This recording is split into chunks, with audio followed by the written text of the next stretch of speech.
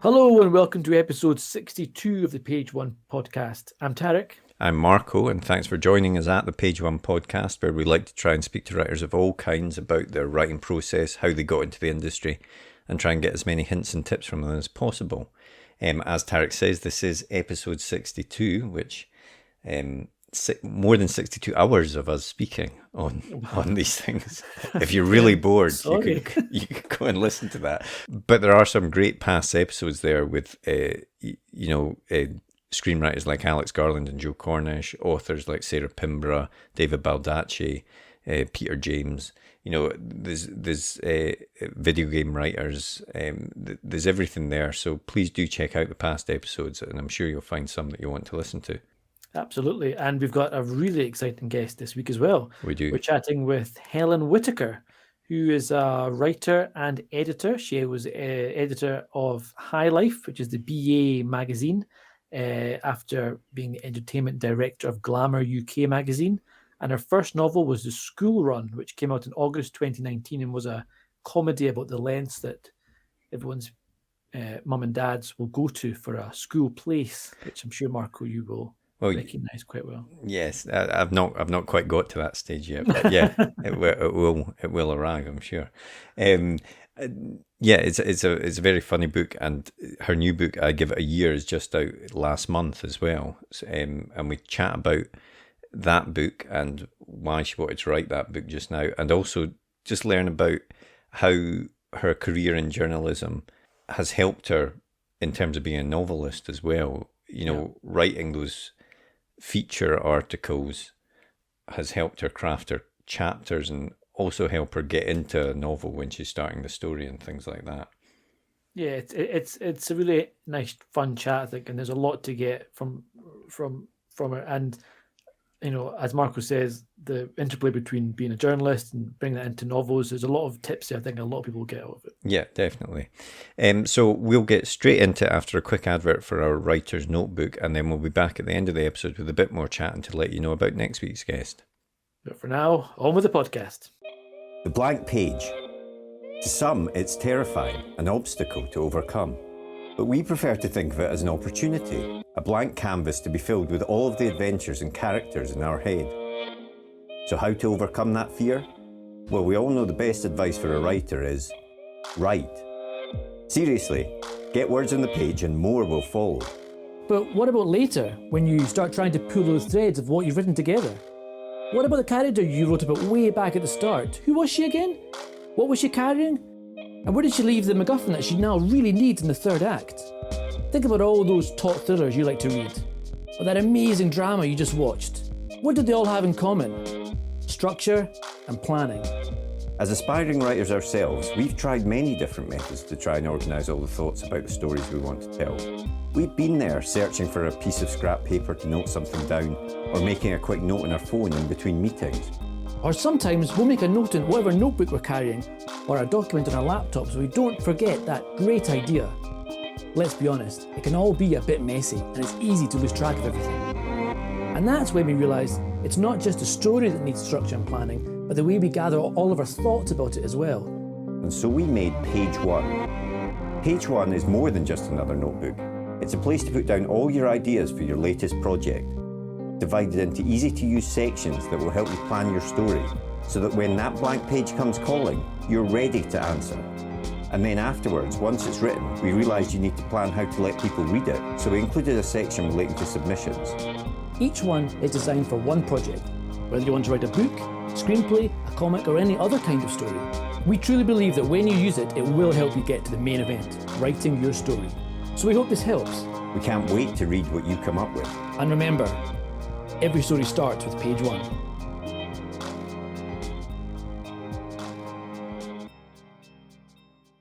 Did you always want to be a writer? I think I did, but I don't think I knew that I did. Like when you're a kid, you write stuff, don't you? Yeah. You just constantly like some kids are just really active and constantly running around, whereas some children are just constantly noodling around with terrible poetry or short stories or, just little characters you've come up with.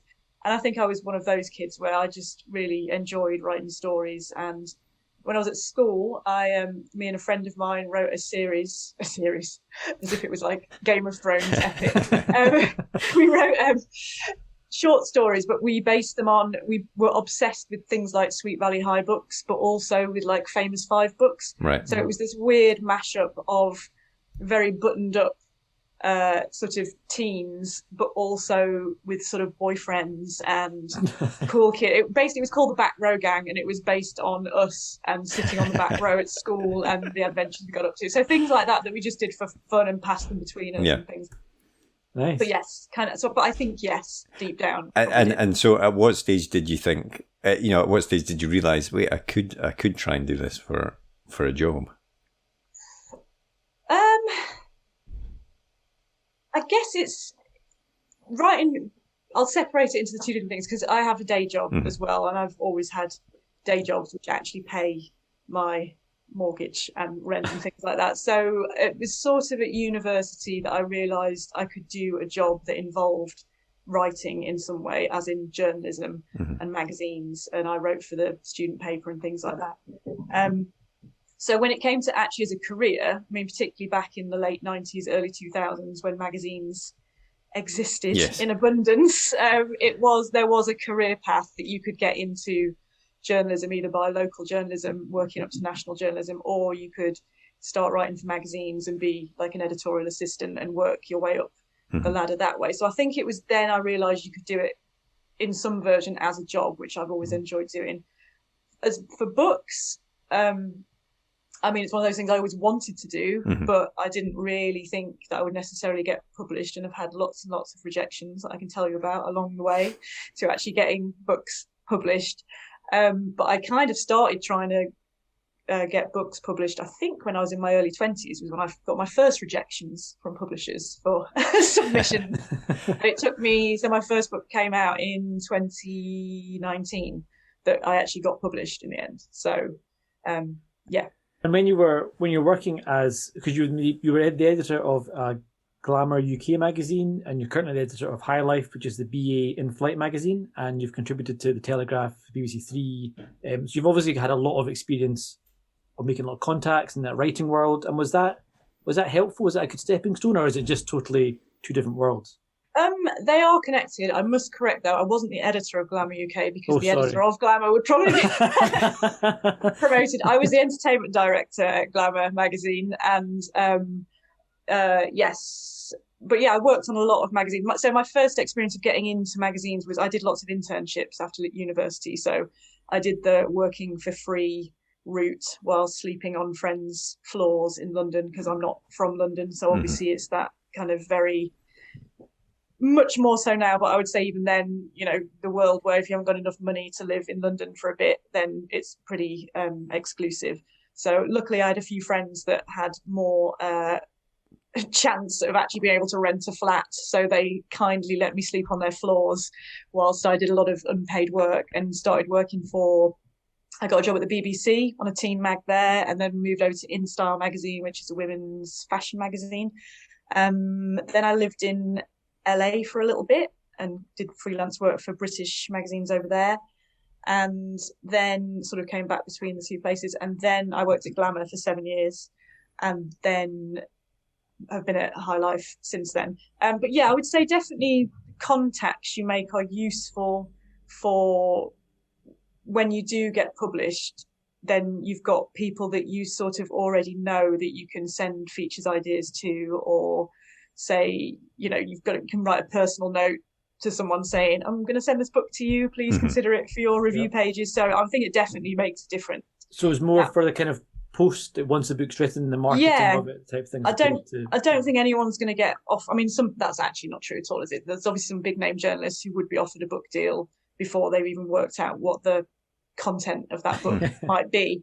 But I had to write books and submit them like everybody else to agents and publishers. And like I say, I've written, what did I write? I've written 2 books that didn't get published before I wrote a book that did get published. So And when you're writing your books, when you've got a job that is writing during the day, that is the day job that pays the money, but you're also writing on the side your own novels or whatever, is it difficult to separate out those two things? And is it difficult sometimes at the end of the day, after doing a day of work, to then go and sit down and try and write your book? Yeah, I think yes to the last thing that you just said, which is sitting down at the end of it. I'm terrible at writing in the evenings. I know that some people are really night owls and they can sit and stay up till 2 o'clock in the morning. I would just write absolute drivel, and so I have always known that my best time to write is actually first thing in the morning. Right. I mean, I know on the other end of the spectrum, some people are like, I get up at 5 or 6 and I do an hour. When I really seriously got into like novel writing was after I had a baby, and there is no time before your child gets up. No, that's right. They often get up at 5 o'clock in the morning. Exactly. So you're like, when is this hour that I get to myself? So I sort of managed to carve out a bit of time first thing in the morning when nursery had opened, but my day job work hadn't started yet. And I realised I could get 45 minutes sort of between about 8:30 a.m. and 9:15, and then be at my desk for work at 9:30. That's a tough day. Well, yeah, but it's weird because if you've been thinking about it for a long time and you sort of know what you want to write that day, you'd have in mind like a scene or a chapter or, a bit of dialogue that you've been thinking about. You can sort of word vomit the whole thing out. I mean, I could probably write about between 500 and 700 words in that 45 minutes. I'm not saying they would be good, but they would be on the page, and then have something to go back to later on. And often I would find it's a bit like people who do regular exercise and they do it first thing in the morning. It sort of sets them up for the day in a sort of good habit. And they're like, well, I've done that spin class, so now I won't go and eat my body weight in chocolate at lunchtime. I'll try and be healthy or go for a walk. And similarly, if I'd done that in the morning, I found that on my lunch break, I would quite often go down to Pret or whatever, and I'd still be thinking about that and be able to get back into it a little bit and kind of tinker with it. Do you think working in journalism helps you? Because some people will say it'll take them, all morning to write 500 words or something. Do you think just doing the writing on the journalism side helps you be able to focus on the writing in the fiction side? Yes, definitely. And going back to the other bit of the question that you asked about writing, I've found that my chapter lengths tend to be the same length as a magazine feature. Right, okay. So I would probably, between 1,500 and 2,000 words is like my natural writing session. And I think that's years of writing profiles or features that are 1,500 to 2,000 words long, that in my head I can do that as a sort of manageable chunk, and then my attention moves on to the next thing. But from a discipline point of view, if you're used to working with deadlines then and under pressure as well sometimes for turning around quickly, I think you don't wait for the muse, and you don't necessarily wait for anything to sound good, because you're very aware that editing something can make it better, but it has to exist to start off with. Absolutely. Yeah. So yes, I think training wise, it's trained my brain to work in a certain way. And I think I read somewhere that you said previously that when the time you spent writing your novel, and it sounds like it was kind of squeezed in the gaps in your working day, that you almost felt like you were skiving from your real job. And was that right? Did you feel like you were? Was it hard to balance that feeling of I should be doing other stuff, or was that kind of like a pressure? Not really. I think because I squeezed it into time that in my head belonged to me, if you know what I mean. It's sort of, I found that actually if I got 45 minutes in the morning where I could think about my thing and my creative endeavour, I suppose, then when I got to my desk at work, they had 100% of my attention because I'd done my thing and I was like ready for the work. I don't know. I find it quite easy to compartmentalize different things. I think I probably felt a bit guiltier about dropping my son off 45 minutes earlier than he really needed to go to nursery. But that's parent guilt for you. You always feel bad about something.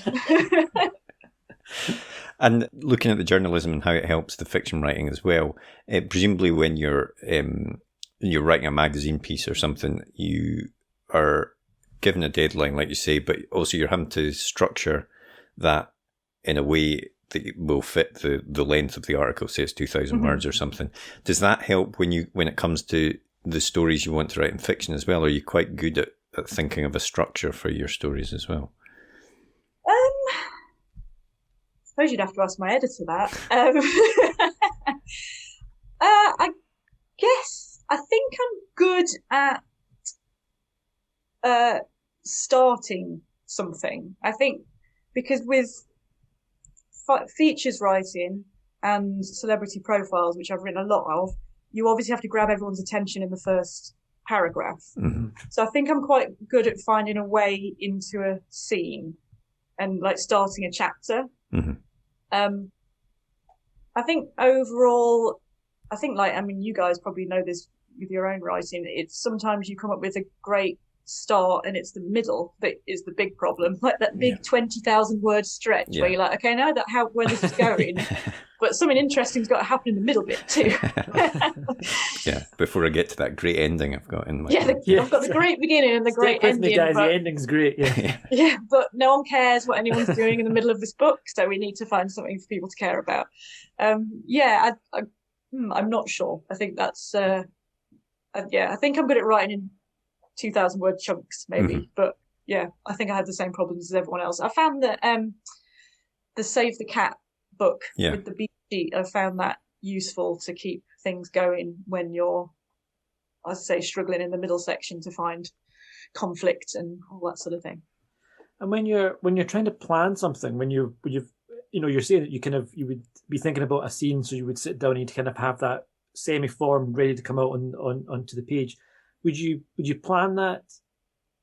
Would you sit down and plan that for like a session? Would you have that? Would that be stuff you plan in your head? And would it be the same sort of planning you would do for like an article piece, or is it the same techniques? I guess it depends. Probably not so much. If I was writing a feature piece, I would probably have an idea, because when you send a pitch or you're given a topic to write about, you obviously research that quite intensely and become like a weird semi-expert on something that it's sort of this weird holding point in your brain that 2 weeks later someone would ask you a question about it, you'd be like, what? I don't know, I can't remember any of that stuff now. So you'd research it. You'd also make a list of experts that you probably want to speak to, or background and all that kind of thing. Whereas for books, I think I would, because I do write a big synopsis of the whole book beforehand, so there's flexibility within it, but I would kind of have an idea of where it's going. That, as I say, because I work in these tiny chunks a lot of the time, I would probably have in mind, I want to write this scene, or I want to get this argument written. And so I would it'd be a small, and I'd try and keep it a manageable thing, because I think everyone's brain goes a bit crazy when you have to, I'm going to write 100,000 words. You're like, no, you're not. That's mad. Why would you do that? But it's small. If you think, oh no, I can write an argument between two people and I can make them say some really awful things to each other.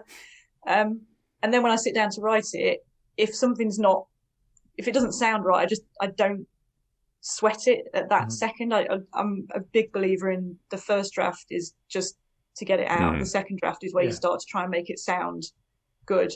And I suppose the same crossover with the journalism is, if I can't think of the right phrase, or I need to look into a location or research something, I just put X's across the row and come back to it later. Or just put research something about National Trust properties here. So it's just sort of placeholder text. And I know I've got to come back to it later, and kind of, I don't sit there thinking I have to sort this out right now, because you don't. And you said that you had, before the school run, which was your first book, you had written 2 books, which didn't get published. So, I mean, a lot of us that want to be writers have been through that process. How did you keep going is a question. When you've put a lot of time, because unlike a 2,000 word article or something, writing a book is a big endeavor.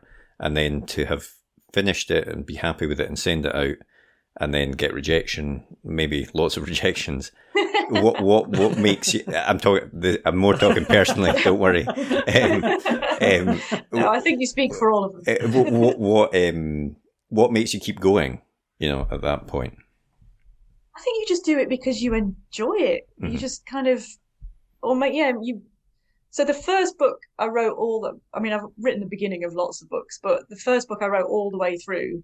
That's the one I first tried to get an agent with and didn't happen. It was back in, but I guess it was the late 2000s really. And because I was still sending like actual paper version of the chapters and synopsis and things out. And so obviously I was getting all these stamped addressed envelopes back. And as soon as you see it on the mat, you're like, oh, another one back. Yeah. Who's rejecting me this time?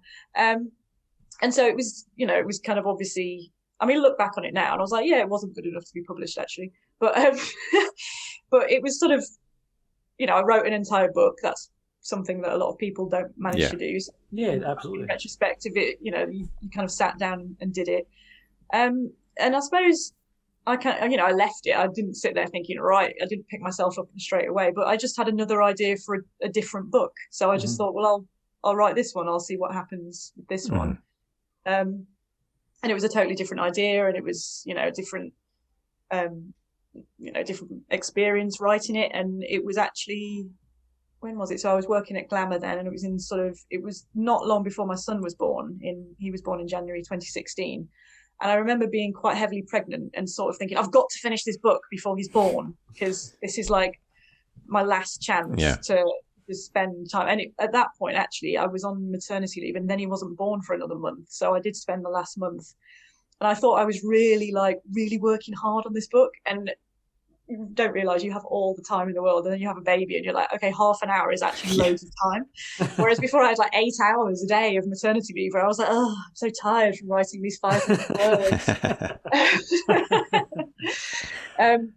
But yeah, so the second one, that's the one I sent it out, and I actually got an agent from that one. Right. So first one didn't get an agent. The second one I got an agent, and then when we sent it out, none of the publishers picked it up, but obviously I'd progressed, so it kind of, everything was a bit of a stepping stone. And then the third one, I got a publisher and it got published. So it's sort of, it was a journey. What do you think was? Oh, sorry, I was just going to say. So I think you write another book because you just have an idea and you can't stop thinking about it. So you you think, oh, even if you've just been disappointed and it's just rejection after rejection, in the end you just go back to noodling about writing stuff because you like it. Yeah, I mean, when you look at the first two books that you tried, the third book that succeeded, what do you think? Is it something tangible that you can say, this is what I improved, or this is why the first two didn't work, or is it that kind of nebulous, right place, right time type thing?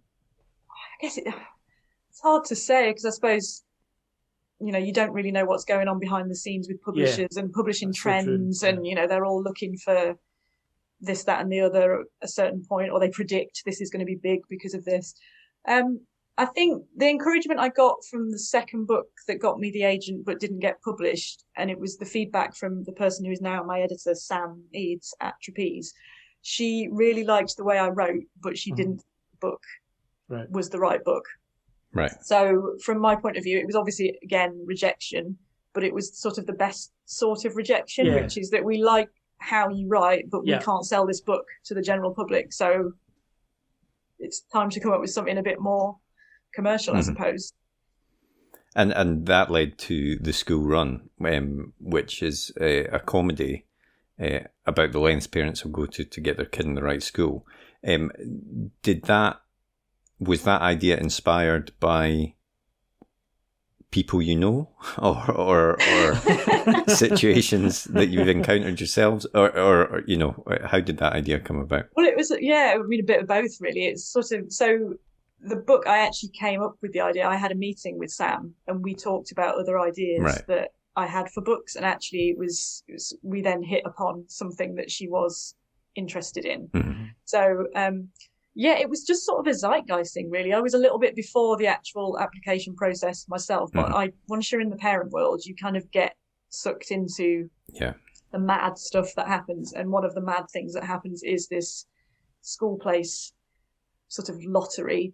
And once you see it, you can't unsee it. And then from, obviously my background being journalism, I always sort of do my research and things. And from, the tabloids to the broadsheets, there's always stories about the stuff people will do, or the stuff parents get caught doing. And then it sort of happened at the time.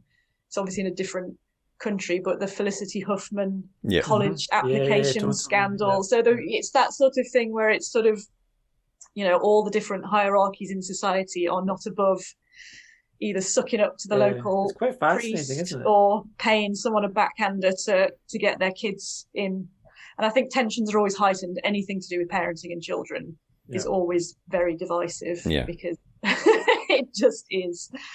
So so it was from that. And I think because you can summarize it in a very short line and everyone knows what you're talking about, I think that's when you sort of know you've got a talking point of a book. Yeah, it's a really good setup, I think, because I think you're totally right about the stuff in the US with all the actresses, etc., and actors who were caught out in this scam, and it wasn't until that kind of thing happened it kind of drove home the point to me. I was like, it's a universal issue. It doesn't matter, as you say, how rich you are, where you live. There's that drive to get your kid in the right school, and it makes folk do crazy things, and it's really fascinating, actually. That kind of definitely human, madness that takes over. And also you think you're justified because it's your children. Yeah, exactly. The morality goes completely out the window. You're like, it's fine that I'm pretending to be Catholic and I've never been to church. It's fine because it's for my child. Put a cross on for the teacher meeting. And I've found a loophole in the whole God thing. So I think even he would see that this is right. Exactly. And so how did it feel getting your book? You worked on writing books, wanting to write books for ages. How did it feel to get that book finally out there and in your hands? I think it's one of those weird things where you don't really believe it until they send one to you. Say, Tariq, you've got a book coming out next year. Is that right? Yeah. So have you been published before, or is this your No, first time. So you'll be getting the sort of proof copies and all that sort of thing as well. Yeah, it's kind of, I got a box of I Give It a Year yesterday, which is the first. We didn't have physical proofs for this one because of the whole COVID, that whole thing. So I got a box. It's the first time I've held a physical copy of it in my hand, but I was still like, oh, it's a box of my books. And I immediately sent a picture and sent it to my dad. Because that's like the people who are your biggest champions will remain your biggest champions, and every few days I'll get a text from my dad that'll say 170, and I know immediately he's talking about how many Amazon reviews I've got, and he just sends me a number of how many reviews I've got on there and gets really upset if there's a bad one on my behalf. I'm like, I really wish you hadn't told me about this because I wouldn't have looked. Now I am going to look. So And I was supposing once you were signed and you then started to do the kind of editorial pass on the book. I'm assuming at the moment in your day-to-day job, you're the one who gives the notes to people for articles. And I kind of wondered, how was it when you were getting them? When you get this pile of notes, when you look through them, is it quite hard to take on board? Did you agree with stuff? Did stuff annoy you, or did it all make sense? And you thought, yes. I think anyone who, when you first get your editorial notes, I think everyone is like that. Yeah. Because you're just like, what? A, it just seems so massive and unmanageable. And B, there's a bit of you that starts prickling with like, why? Why don't you get that joke? That joke's funny. Yeah. But then, I suppose from my day-to-day job, I do know that it is a collaboration when you're editing someone, and I know that editing makes you better. Everyone is better being edited, whether that's sorry. Even if you've got a blog, just someone to read it and tell you when you've spelt something wrong, it makes it better. So even from that very basic point, I would never be someone who criticizes an editor because, they're amazing. And, like the sub-editors on magazines and newspapers are like the unsung heroes who've saved people from themselves a million times over from getting sued, or, the catches they make, both legal and things where you might know what you think, but that's not going to come across to the general public. I think they just, they make everyone sound better, and book editors are the same. Usually the questions they ask you, even if you want to push back on something, it makes you think about it again and how you can do it in a better way, I think. So they don't usually sit there and go, this has to go. They're normally like, do you think this character actually is sounding the way you want them to sound? And then you think about it again. So I don't think I have a massive ego when it comes to being edited, because I think I have always appreciated the notes that I've got. So I mean, so far. And I suppose it's all in service of the book or the article. It's all or the final product. It's all in service to make that the best it can be. And I suppose there's always that moment of realization where maybe you need to step back a bit and view it without being so close to it. But I think you're right. I think ultimately, it is definitely a good thing.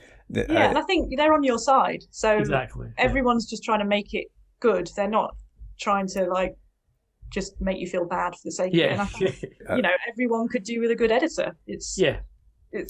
There's books that I think could have benefited from rigorous editing.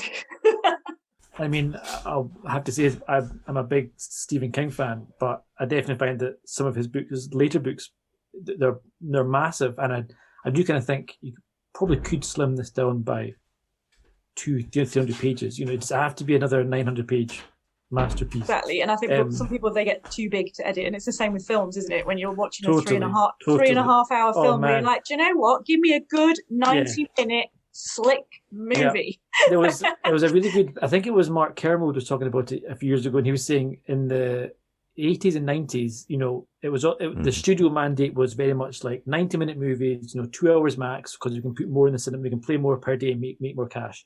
And now the pendulum swung the other way, and a lot of it's to do with what the director's vision is, and if it's going to be 2.5-3 hours, that's what they want, and we should kind of respect that. But no one ever looks back at the 90s and says this film was crap because it was too short. You don't think about it in that way. It's if anything, you kind of think now it's the opposite. The films are often too bloated, long. They don't need to be. I love a 90-minute film. That's the ideal length of time for me. For me, there's got to be a very good reason why it's longer than 2 hours. There's a film, I think it was, I can't remember, maybe it was one of the Godfather films, and we were like, watch this, and it was like 8:30, and I was like, it's going to be midnight when we finish this. I was like, maybe we'll just leave it. And it's off-putting, the fact knowing how long it's going to be, it is off-putting, Exactly.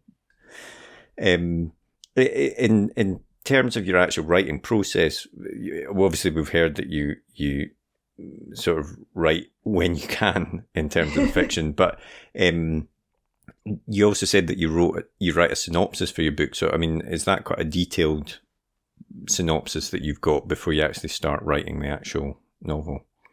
Yes. Well, the last one, the one for I Give It a Year was very detailed. It sort of starts as just an idea, obviously, that's just like, maybe it's this, maybe it's that. And then, it kind of is, I think that it was probably about 3,000 words, sort of.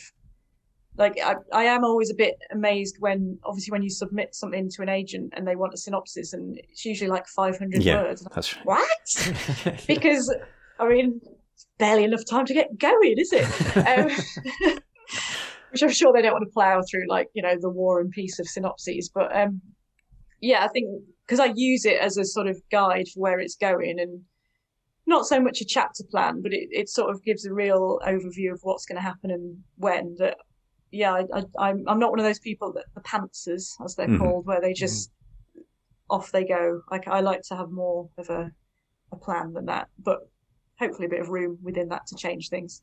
And do you, obviously you said your first draft is very much a sort of get it on the page, and then on the second draft you'll more start to hone it, but is there a point in the writing that you'll show it to anyone else before you send it to your editor, or do you like to finish it entirely before you send it off? I finish it entirely. I'll finish it entirely. I won't send the first draft to anyone. No one needs that in their life. And then what are these X's? Oh, right, I forgot to fill that bit back in. The first person who sees it is my agent, and she is obviously I only really know the way my agent works, but she's quite editorial, so she will give me notes as well, and so I would get notes from her before I send it to my editor. But I know some people just work straight with their editor on things, but no, I don't really have any. I had people who read the very first one that I wrote that I didn't get an agent or a publisher. I had sort of friends to give me feedback, but I mean, they're all very supportive, which is sometimes it's not what you need, is it? I mean, you need supportive, but you also need another perfect draft. Exactly. I couldn't have enjoyed this book any more. I'm like, oh, why does no one want to publish it? So my agent's the first one. So I would do a whole draft. I think sometimes along the way I would ask them questions, but I think because I Give It a Year, when I did it, it was an idea that had already been sort of signed off by Trapeze.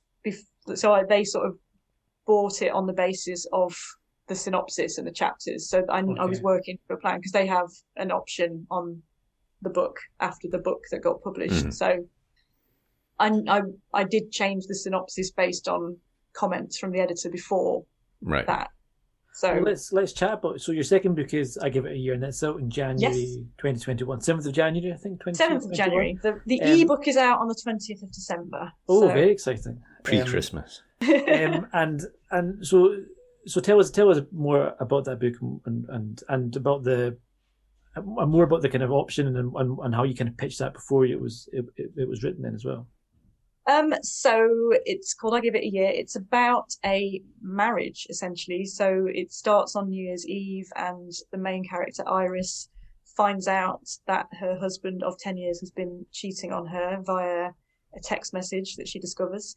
And they have 2 kids together, and it's basically the dilemma is poised at the beginning of the book. Should she stay or should she go? And what is the benefit of both? And I wanted to write a book about, obviously there's lots of books that are about romance and finding the one, and I kind of wanted to write a book about what happens after that, because this guy that she's married to, it's not like he's this terrible, there's lots of books with terrible partners in them. Bridget Jones's Daniel Cleaver was clearly not a good prospect right from the beginning, but she married someone that she thought was a good prospect and was a good husband, and he's a good dad, and there's many reasons why she fell in love with him and stayed in love with him, and now he's done this to her. So I think it was one of those things where do you just leave? Do you just cut your losses and go? But after 10 years and 2 kids, it's not that simple, because you'll never actually be free of them anyway, because you've got children together, even if you do decide to do that. But also, is she still in love with him? So it's sort of, I wanted to dig into the question of what happens after the sort of happy ever after, when you've got jobs and lives and kids and aging parents and responsibilities, and you still want to be married, or do you? And so you're kind of, it's that sort of after the end, I suppose. And it's sort of, I'd say there's funny bits in it, but it's not a straight comedy like The School Run was, because I wanted to do something a little bit more emotional, and also look at relationships around romantic relationship as well, with like your family and your parents, and how all those things evolve as you get older, and hopefully a bit wiser. So it's set over the course of a year, and basically she decides to give her marriage one last chance, which is a year, and decided to see if they can save their marriage over a year and go to therapy and analyse why it might have gone wrong, and is she to blame for any of it, or is she just the victim in all this, which is something I think she struggles with.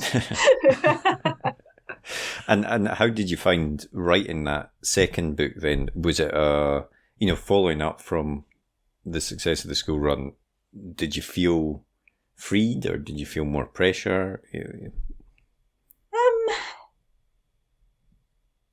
Don't think I felt I think if it had been like a massive runaway bestseller, I probably would have felt a lot more pressure. If I was like a household name by now, then I can imagine you probably feel a lot of pressure. I've read somewhere, I don't know if this is true, but I read that the person who wrote Eleanor Oliphant is completely fine, which obviously I think that was her first book, and it was massive and chosen for Reese Witherspoon's book club and all of those sort of things. I read somewhere that she was feeling quite pressured over her second, which I can imagine.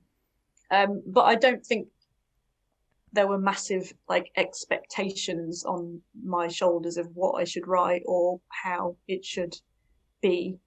So, and I think just because I was really excited about the idea, and my editor was excited about the idea as well, I kind of felt like, not free, somewhere in between.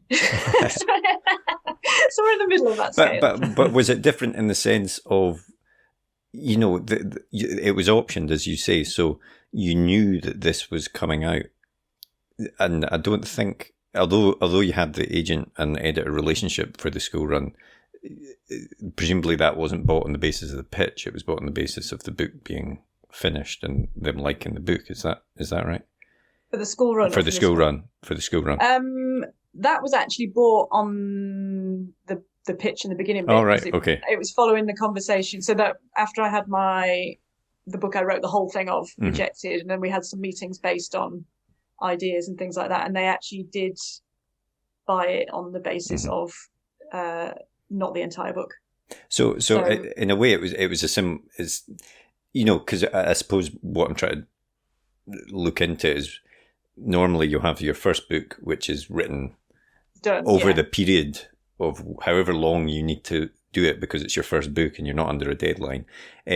But then on the second book, sometimes it can be more, right, we need the second book by this date, and that can change the writing process. The scheduling of it all. No, it was actually quite similar in the sense that I had a certain amount of time to actually finish the whole thing.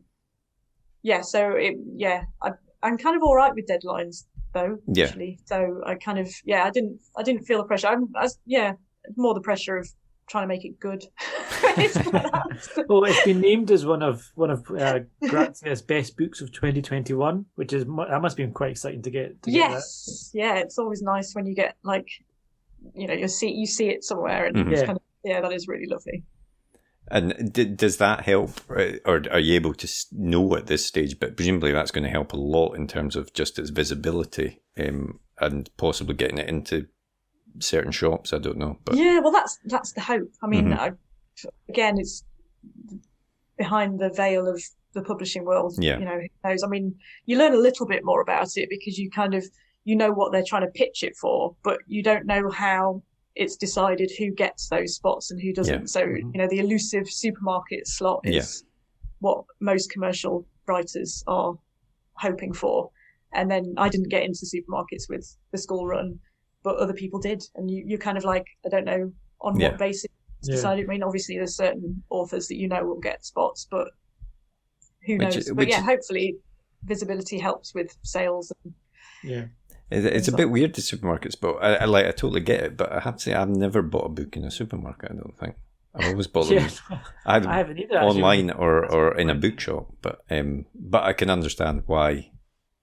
I think because obviously they sell them at a discount and people are there, so they obviously is a desired thing to have. I mean, in terms of marketing, you said earlier that the contacts can help. That you've made in your journalism career can help in terms of, getting your book out there or spoken about, or maybe a blurb or something like that. I mean, how's that worked for you? It's mainly to try and pitch ideas to publications, right? Then have a credit book at the end. That's the contacts that I've found in my sort of from my journalism. You know, I know the features editor at a certain publication, so I could say, can I write an article about this? And I mean, again, it depends on what the editor of that publication decides they want to publish. So it doesn't always work, but you have a name and an email address to go to sort of do that, which is obviously more than a lot of people outside of journalism has. When I know who the features editor of such and such magazine is. So it's more that sort of thing where, and because I do have a journalism background, I suppose they are, if they like an idea that I pitched, they are more likely to commission it than someone who's never been published in a magazine, because obviously it is a knack and a skill to write for certain publications and in a certain tone of voice, because it's totally different to writing books. So you sort of have to have the right pitch and then be able to write for a newspaper or a magazine, or to word count, to deadline, etc. And I think we're always, but it's hard not to ask this question during the current time we're in, but launching the book during the pandemic, albeit hopefully the tail end, perhaps. At the start of the tail end, but yeah. I was going to say after Christmas. Yes, exactly. It's a very long tail. It's a good 6-8 month long tail. And you know, how's it been? Has it been quite a challenge compared to launching the first book in terms of, you know, book availability of bookshops and that sort of thing? It does feel very. I mean, I suppose the people who launched a book in the very strict lockdown of sort of May, June, I think they just thought they would just throw in a book into an abyss. Although all articles I've read said book sales were up, but I would be very interested to know about, is that book sales for everyone, or is that book sales for people you've already heard of? Because I think, you know, most websites, you search for a name, you don't just walk around and have a look and see what's out there. So yeah, totally. This time around it's been different because I had like a little book launch in Waterstones last time, and all my friends came and, you know, had a drink, whereas this time that's not going to happen. And yeah, I did 2 book launches. I was so so greedy on the book launch front. And I had one in London and I had one in Sheffield, where I'm from, with sort of local friends and my family. Yeah, and this time, like I said, there were no physical proofs of the book, so they sent PDFs out, which it does feel a bit different seeing it in the world now. Yeah. And yeah, I guess in January, I kind of feel like things are going to be similar in January. So it's a case of, will bookshops be open? Will people be looking for... Yeah. The main thing actually was, obviously it's set over a year, and I don't say what the year is in the book, and I never did say what the year is, but I did originally, just because I needed to hook it to certain dates. Then you just look at the calendar, and it was originally set over 2020, because that's when I was kind of writing it in 2019 and into 2020. So I thought, well, just pick a year. And so all the dates, because the sort of dates where the couple go to therapy and go on holiday and things like that. So I kind of just arbitrarily picked that calendar to work to. And it was when it was being edited that the sort of copy editor was like, obviously this is not set in 2020, and we never say it's set in 2020, but if someone really eagle-eyed checks the dates, it would be like, this is supposed to be happening during lockdown in the UK. So we went back and we changed all the dates to 2019. Right. Okay. But it doesn't say 2019. It just says... It's just in case someone really looks into those dates. Works out. And I suppose there is always that chance. You don't want that person to give a 1-star review on Amazon to say, well, it's a great book, but the dates are all out of whack. So it's I mean, and there will be no one's wearing any masks. Happy to make that comment about it. Exactly. Sorry, I was just going to say, would you ever want to write some other form of writing? So like a movie script or a TV script or something like that, or is novels where you want to continue? I think I would love to write a script. I don't know how. So it's one of those things I would love to. Again, it's you know, it's different skill, isn't it? It's different knack. And I mean, if anyone wants me to help on the TV adaptation for Netflix of either of my books, I would be more than happy to help out with that.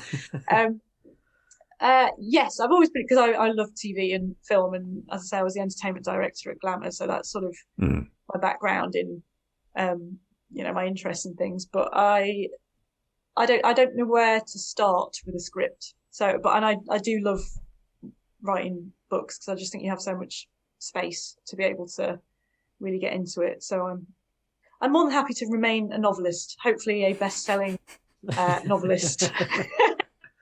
And what's next then? Well, I'm working on another book, so just working on that at the moment. Nice. And we'll see what happens with that one. And yeah, I mean that's the main things: day job and carrying on writing. I mean, I've had 2 books out now, and I still have a day job. So I think that's the case for 95% of authors. So yes, but working on book 3. So watch this space. And is that's a book that you've not got a deal in place for that book yet? No. I've got seeing my current publisher has first refusal. Right. On it. Okay. That's sort of in your contract. They have first refusal on what you write next. It depends what kind of deal you get, but I they just bought. I give it a year, and then they have production on the next one, so we'll see what happens. Very Fingers crossed. exciting. Yeah.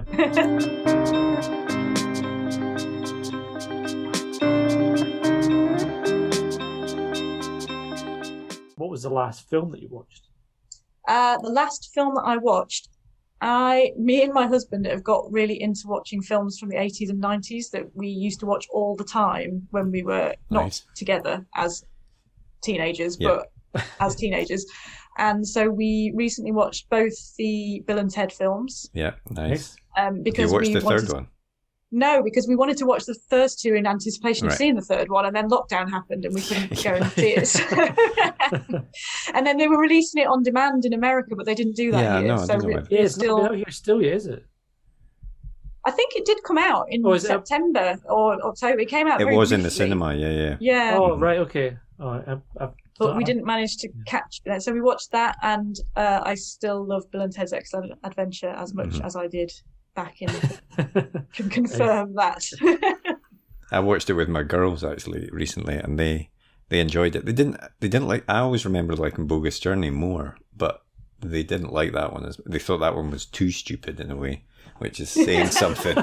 But the whole time travel, Napoleon and stuff in the first one going down the water slide, that was all fine. But Napoleon being eating the Ziggy Pig ice cream, that's fine. But I haven't seen these. I haven't watched them for a year. I can barely remember them. I'm gonna have to. I think I'm watching the first two again in preparation for the third. An excellent show, and I think I might do that over the holidays. Actually. Yeah, it's definitely worth doing. What was the last book that you read? The last book I read, it's not out yet, which is a bit annoying probably for people listening, but I would very much recommend a pre-order. It's out in April next year, and it's called The Final Revival of Opal and Nev by Dawnie Walton. Cool. And it's it's sort of like an oral. I don't know if you read Daisy Jones and the Six last year. I remember reading about it, but I've not read it yet. Yeah, so it's sort of about a fictional band that in a sort of like their oral history. And it's similar to that, but it's about a duo, a British singer-songwriter and an American singer who were sort of put together by their record company. And they were sort of on the brink of becoming famous when an incident happens at one of their gigs, which sort of sets them off in different directions. And it's the daughter of one of the band, who's now a music journalist, piecing it all together. And it's brilliant. It's set in sort of 70s New York and the present day, and it's just a really interesting read about the music industry and sort of musicians. Great. What was that called again? It's called The Final Revival of Opal and Nev. Cool. Awesome. And what was the last TV show that you watched? I watched The Undoing. Oh, yeah. I just finished that myself. What was your thoughts on it? I really enjoyed it for Nicole Kidman's swishy coats, and I really, really like Hugh Grant as a mega creep. Yeah. I much prefer mega creep Hugh Grant. He also had a very bad coat, I thought. Yes, he had a bad coat. But yes, I really like him in sort of sinister mode more than I like him in rom-com mode. So I liked that about it. But I do agree that the end was a bit disappointing. Yeah, I was very let down by the end. I obviously won't spoil it for anyone that's still watching. But and in hindsight, it's a kind of weird way to be annoyed about it. It's hard to talk about without saying what it is. But you know, when the twist is finally set free, you kind of like, oh yeah, I guess that does make sense. But you kind of wanted it to be more, crazy, twisty, and it was quite straightforward, and it's a bit of a letdown, I think. Yeah. Yes, but I watched that, and I am currently undergoing a rewatch of Dawson's Creek on Netflix. I'm really enjoying it. Excellent. I used to love all of these teenage dramas. I know. I'm on season 3, which is where Joey gets together with Pacey, which is the best series. Classic. So I had to get through a lot of quite boring, like will they, won't they, Dawson stuff before we got to the bit that would be in the good bit. So. Excellent. And then the very last thing we do is a quick fire either or. So that, as Tariq likes to say, there are no right answers apart from to one of them. So first one, the BBC Two comedy Motherland or Modern Family? Motherland. TV or cinema?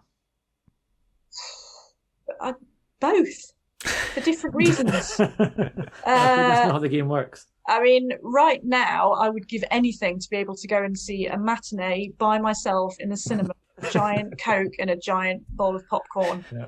And I would probably watch pretty good. anything.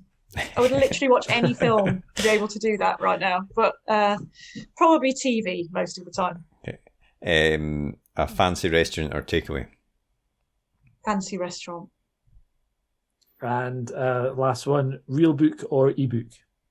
Real book for me.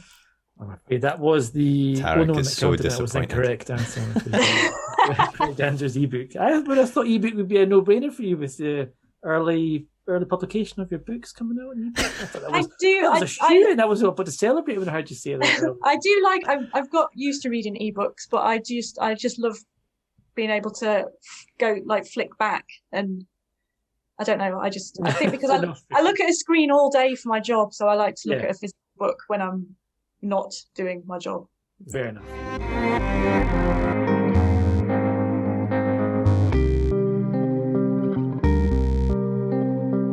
Love me a bit of Dawson's Creek, as I was saying there. Almost want to start watching that myself again. I never got into Dawson's Creek. When I was You're too young, Tariq. You're too young. I was more of a Keenan and Kel, sister. I don't even know what that is. That's how old I am. Frank Sinatra was still going strong. When we were Exactly. No, Dawson's Creek, Party of Five, the OC. The OC. I was the cusp. That was new enough, I think, when I was old enough. That was crisscrossed over there. And then you get Gossip Girl, which is actually I am too old for, but I did watch as well. You've got the other way now. Yeah, exactly. Oh dear. Anyway, enough about teenage dramas. I really enjoyed that chat with Helen. I thought it was really interesting, and I just picking up on what I was saying there about we mentioned the sort of desire to get that spot in supermarkets for a book. That's a coveted thing for a new book to get, and I understand why that is in some ways, because obviously it means that you're everywhere, I guess. But at the same time, like I said, I've never bought a book in a supermarket. I know it's something I've never done either, and I suppose, and actually, when I think about it, I'm not sure I've even looked at them in a supermarket. It's not something. It's the same with things like video games and CDs and stuff. I never think of that as a supermarket.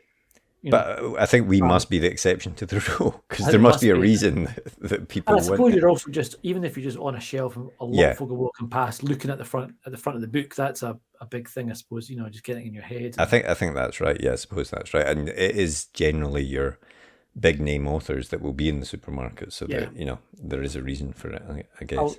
I'll tell you one thing I always buy from the supermarket. Do we want to know this, Tariq? Yeah, Christmas jumper. That's Tariq's top tip. Christmas time, your Sainsbury's Christmas jumper. It's the cheapest jumper you'll ever find, and it's also the best. I've seen you wearing a Christmas jumper that isn't from Sainsbury's. You spent 50 quid in a Christmas jumper. Okay, that was last year. I made an exception last year because it was an excellent Spider-Man themed Christmas jumper, which I would have spent twice that on it. But the year before that, you remember my elf jumper with the bells on it? Yeah. That was a Sainsbury's special. Okay, excellent. There you go. 10 quid. Free advice on this podcast as well, not just about writing. Well, thanks very much to Helen for taking the time to come onto the podcast. Really appreciate that, and do check out I Give It a Year, which is out now. Definitely worth picking that one up as well. And next week we've got another great guest on the podcast. Robert Dinsdale is on next week, who is a fantasy author, kind of gaming type. Yeah, sort of. I don't know if you'd call it magic realism, but it's that sort of grounded fantasy, I guess, is what you would say. Yeah. He's perhaps best known for The Toy Makers, which was his kind of breakout novel back in 2018, and Paris by Starlight is his latest book, which is just out November 2020. Yeah, it just out at the end of last year, and I've got that and I've read it, and it is a really good book. It's as you say, it's sort of if you're into sort of Neil Gaiman, Neverwhere, or Erin Morgenstern, that sort of world is what you're getting when you read one of his books, he also worked briefly as a literary agent as well, and we chatted to him about that as well, which was really interesting. So it's another really interesting chat. So please do join us again for that one. Before we go, I will do my regular plea that if you enjoyed the episode, please do give us a rating on Apple Podcasts or your favourite podcast app. If you're able to leave a quick review singing our praises, that's even better. But just clicking those 5 stars would be ideal, because it helps us climb the charts, and being higher in the charts helps us to continue to get great guests. Well, I hope you enjoyed that episode. If you did, please leave a comment down below, hit that thumbs up button, and be sure to hit that subscribe button as well, so you never miss an episode like these ones below. And if you want to get in touch, you can always drop us a tweet in the Twitter machine, which is at UK Page 1, as evidenced here, and our other social media channels are available. Otherwise, we hope to see you next episode. See you later.